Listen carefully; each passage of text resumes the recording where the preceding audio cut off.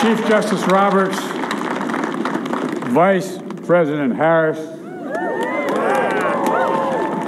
Speaker Pelosi, Leader Schumer, Leader McConnell, Vice President Pence, and my distinguished guests, my fellow Americans. This is America's day. This is democracy's day, a day of history and hope, of renewal and resolve. Through a crucible for the ages, America has been tested anew, and America has risen to the challenge. Today, we celebrate the triumph not of a candidate, but of a cause, the cause of democracy. The people, the will of the people has been heard, and the will of the people has been heeded. We've learned again that democracy is precious. Democracy is fragile. And at this hour, my friends, democracy has prevailed. So now, on this hallowed ground where just a few days ago, violence sought to shake the Capitol's very foundation, we come together as one nation, under God, indivisible, to carry out the peaceful transfer of power as we have for more than 2 centuries.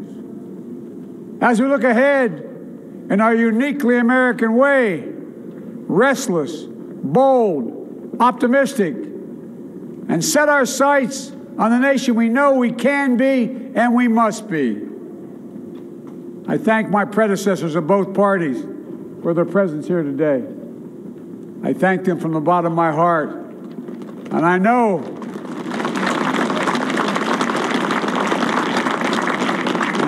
the resilience of our Constitution and the strength of our nation, as does President Carter, who I spoke with last night, who cannot be with us today, but whom we salute for his lifetime in service. I've just taken a sacred oath each of those patriots have taken, the oath first sworn by George Washington. But the American story depends not on any one of us, not on some of us, but on all of us, on we, the people, who seek a more perfect union. This is a great nation. We are good people. And over the centuries, through storm and strife, in peace and in war, we've come so far. But we still have far to go. We'll press forward with speed and urgency, for we have much to do in this winter of peril and significant possibilities. Much to repair, much to restore, much to heal, much to build, and much to gain. Few people in our nation's history have been more challenged or found a time more challenging or difficult than the time we're in now. Once-in-a-century virus that silently stalks the country has taken as many lives in 1 year as America lost in all of World War II. Millions of jobs have been lost. Hundreds of thousands of businesses closed. A cry for racial justice, some 400 years in the making, moves us.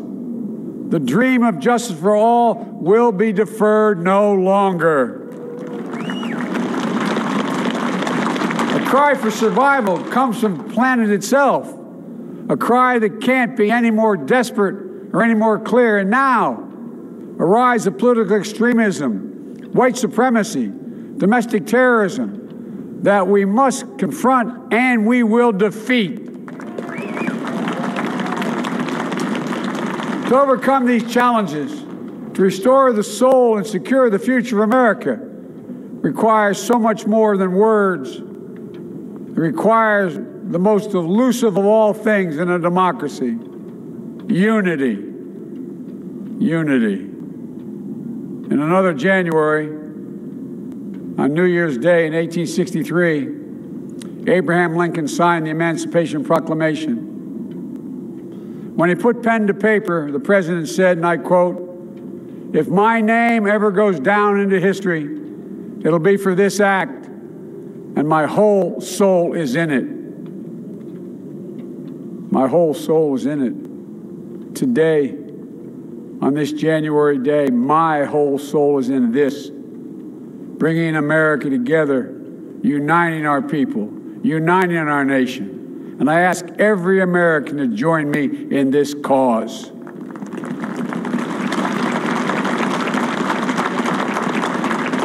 Uniting to fight the foes we face: anger, resentment and hatred, extremism, lawlessness, violence, disease, joblessness, and hopelessness. With unity, we can do great things, important things. We can right wrongs. We can put people to work in good jobs. We can teach our children in safe schools. We can overcome the deadly virus. We can reward work and rebuild the middle class and make health care secure for all. We can deliver racial justice, and we can make America once again the leading force for good in the world. I know speaking of unity can sound to some like a foolish fantasy these days. I know the forces that divide us are deep and they are real. But I also know they are not new. Our history has been a constant struggle between the American ideal that we're all are created equal and the harsh, ugly reality that racism, nativism, fear, demonization have long torn us apart. The battle is perennial, and victory is never assured. Through Civil War, the Great Depression, World War, 9/11, through struggle, sacrifice, and setbacks, our better angels have always prevailed. In each of these moments, enough of us have come together to carry all of us forward. And we can do that now. History, faith, and reason show the way of unity. We can see each other not as adversaries, but as neighbors. We can treat each other with dignity and respect. We can join forces, stop the shouting, and lower the temperature. For without unity, there is no peace, only bitterness and fury. No progress, only exhausting outrage. No nation, only a state of chaos. This is our historic moment of crisis and challenge, and unity is the path forward. And we must meet this moment as the United States of America. If we do that, I guarantee you we will not fail. We have never, ever, ever, ever failed in America. We've acted together. And so today, at this time, in this place, let's start afresh, all of us. Let's begin to listen to one another again. Hear one another, see one another, show respect to one another. Politics doesn't have to be a raging fire, destroying everything in its path. Every disagreement doesn't have to be a cause for total war. And we must reject the culture in which facts themselves are manipulated and even manufactured.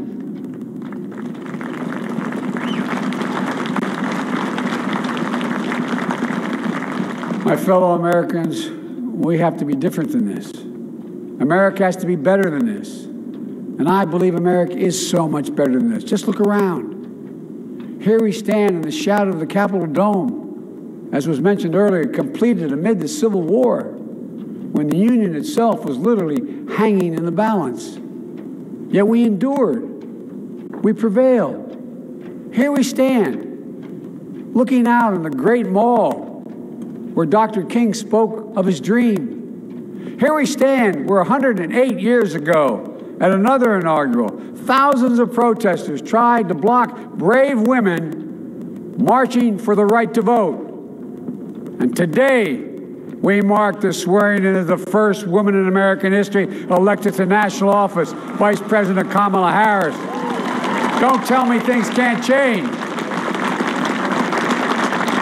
Here we stand across the Potomac from Arlington Cemetery, where heroes who gave the last full measure of devotion rest in eternal peace. And here we stand, just days after a riotous mob thought they could use violence to silence the will of the people, to stop the work of our democracy, to drive us from this sacred ground. It did not happen.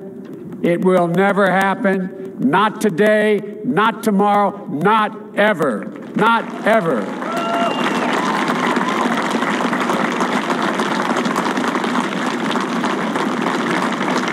To all those who supported our campaign, I'm humbled by the faith you've placed in us. To all those who did not support us, let me say this.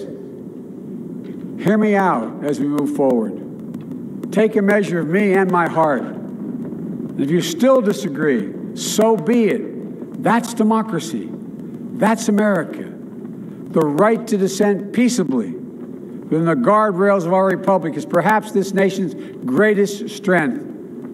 Yet hear me clearly. Disagreement must not lead to disunion. And I pledge this to you. I will be a president for all Americans. All Americans. And I promise you, I will fight as hard for those who did not support me as for those who did.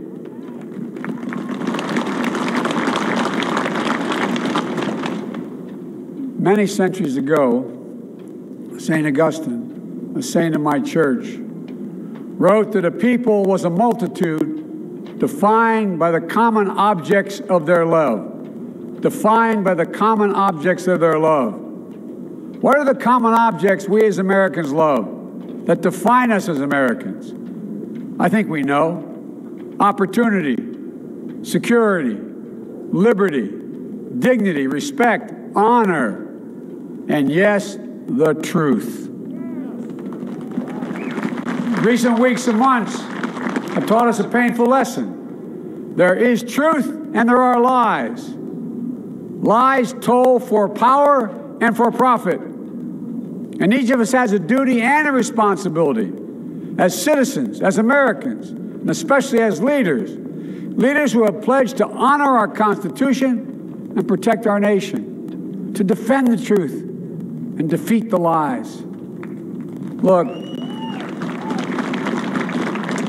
I understand that many of my fellow Americans view the future with fear and trepidation. I understand they worry about their jobs. I understand, like my dad, they lay at bed staring at the ceiling, wondering, can I keep my health care? Can I pay my mortgage?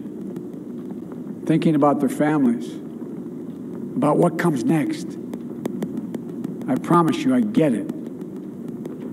But the answer is not to turn inward, to retreat into competing factions, distrusting those who don't look like you, or worship the way you do, or don't get their news from the same sources you do.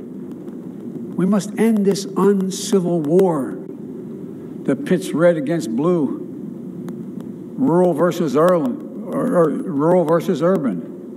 conservative versus liberal. We can do this if we open our souls instead of hardening our hearts, if we show a little tolerance and humility, and if we're willing to stand in the other person's shoes, as my mom would say, just for a moment, stand in their shoes.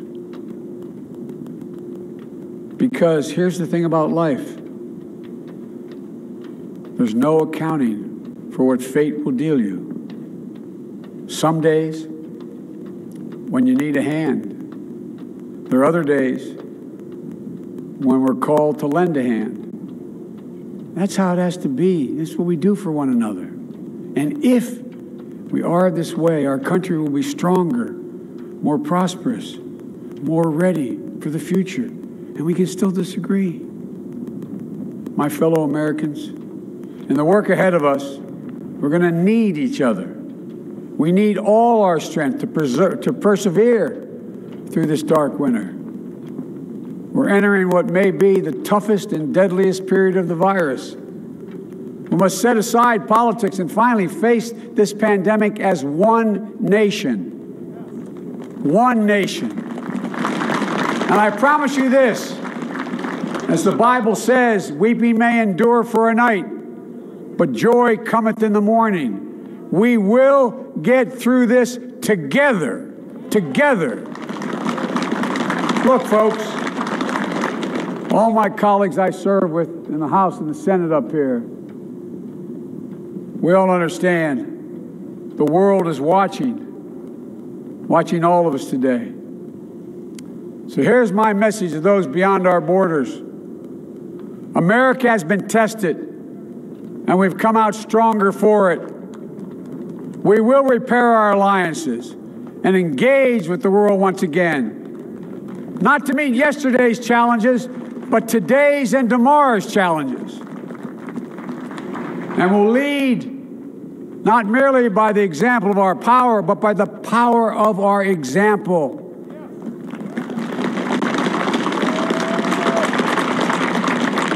We'll be a strong and trusted partner for peace, progress, and security. Look, you all know we've been through so much in this nation.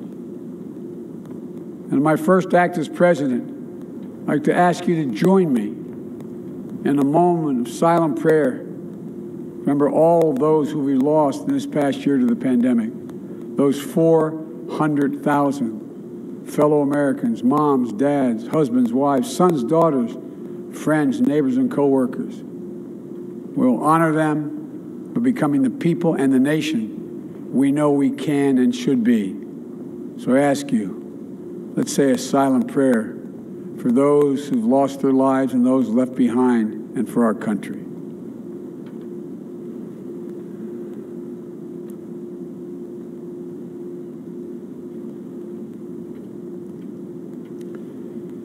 Amen. Folks, this is a time of testing.